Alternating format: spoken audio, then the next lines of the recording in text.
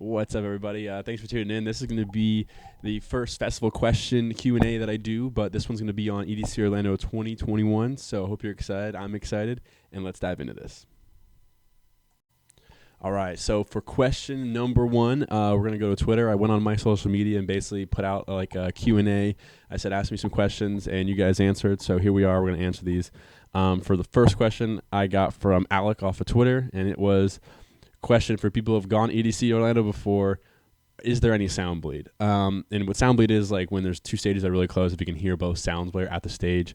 And honestly, I have not noticed any when I was at EDC Orlando, but I can imagine that there is some at the main stage in Neon Garden just because of how close they are. Like I said, have not been at those stages, but that's the only place I would tell you that there could be possibly some at stage to stage. Then walking around the middle area, I've definitely heard sound bleed. Like when you're walking in Daisy Lane across the bridge, which I have the EDC Orlando map up for us if we want it. Sorry about that. But if we look on the bridge here, there's a lot of times there's some sound bleed there, but other than that, not too much. All right, for the next question, it was, what should we expect weather-wise? That's a great question. I am not a weatherman, but to my best ability, I can tell you that Florida is sometimes unpredictable. If you're coming from out of state, I would tell you to just maybe bring a raincoat just in case. But other than that, I would expect like fall weather. It's still pretty hot in Florida around this time, so definitely don't need any winter clothing if that's what you're thinking. But definitely bring a small jacket or like a light windbreaker and be warm that way. Okay, and question number 2, also from Twitter, was: do you think you're going to use the same? They're going to use the same main stage we saw at EDC Las Vegas. Yes, I do. It's not going to be as big. It's going to be EDC Las Vegas had, I think it's 5 segments of the stage. EDC Orlando is going to be just 2 segments of the stage, but same style design. They tend to do that. EDC Las Vegas kicks off Insomniac for the year, and they show their main stage for the year there usually, and that's how they've done it in the past. So I think they're going to do that again this festival. For the 4th question here, it is: for someone who has already attended EDC Las Vegas, what are some differences that EDC Orlando presents over the one in Vegas? Great question, honestly. It's, besides the fact that it's going to be a little bit smaller, I think they're going to redo the other stages. That's the main thing. So main stage, like I said earlier, will stay the same, but the other stages, such as Circuit Grounds, are going to change up just a little bit and have a different feel than they would in Vegas.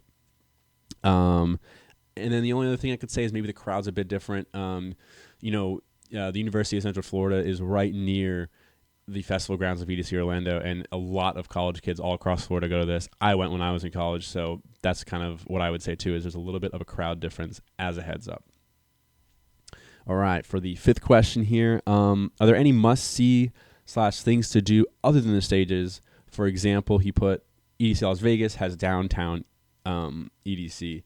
Unfortunately, in the past, I would say no. If you haven't gone to EDC Las Vegas, I would tell you go check out Pixel Forest, go check out Daisy Lane, and go check out some of the other attractions they have here on the map. Let me see if I can make that map a little bit bigger for us. But it's most likely, no, it's going to have the same exact attractions. They just tend to do that, but there's still a lot to go do, and I highly recommend taking the time to go do those. Like Pixel Forest is very cool. The walking across Daisy Lane, instead of like in the middle of a racetrack, it goes over a lake. It's pretty cool. And if you look here on the side of this lake right here, there's a little walkway here and a pathway that they usually have lit up with pretty cool lights. So that's a little bit different. I recommend going to see that. It's pretty cool. Next question was from Stage Hoppers. Shout out Stage Hoppers. Great page for festival videos if you're into that. What are the best places to park? This is a great question, honestly. If we actually look at this map, this area right here where my mouse is, where the compass is and it's pointing north, there's usually parking in that area. I tend to park there because I come from that way, so it's easy to get, like, you might pay 20, I think the most I've ever paid was 40, but if you have 5 people in the car, it's super cheap. You can split it, and that's what I would recommend. But there's parking all around because the neighborhood is I mean, the stadium is kind of around a bunch of neighborhoods, so there's plenty of places like that. For the next one, it was, what's a good time to leave the hotel and head to the festival?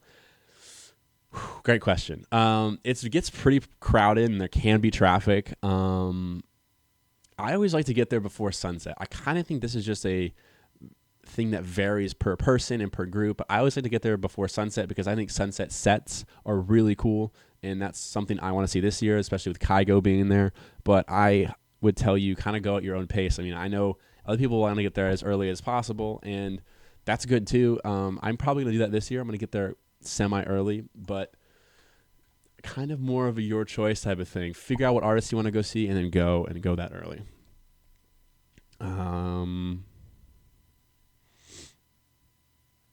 All right. Next question. Sorry, I'm finding them on my phone as we speak here. Do you suggest a jacket or long sleeve? Honestly, I feel like you're going to be just about fine with a long sleeve. This year, it looks like Sunday is going to be really cold, but other than that, I think you'll be fine with long sleeve. And like I said, if you're from Florida, maybe wear a jacket just because you're not used to the cold. But if you're coming from out of state and you're used to cold weather, a long sleeve will be fine, or a light jacket. I think you'll be good with. I really do. All right, for the next question,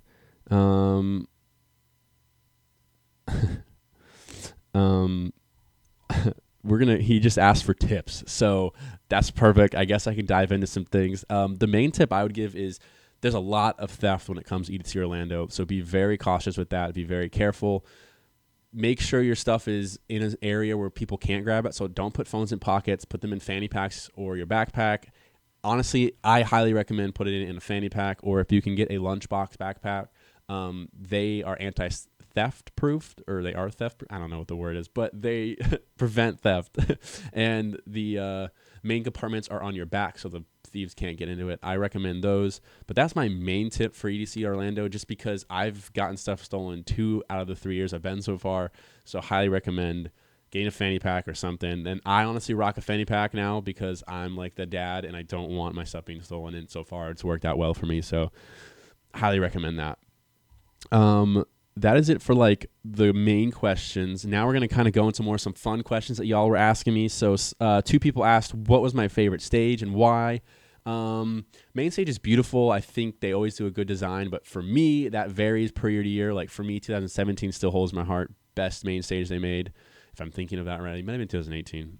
See, don't even know. But I will tell you, Circuit Grounds has always been my favorite. I'm more of a bass head anyway, so they have a lot more bass artists that I'm into. The design of 2019 was my favorite stage design to date out of any stage I've seen. Something about those honeycombs, if you know what I'm talking about, they really were good.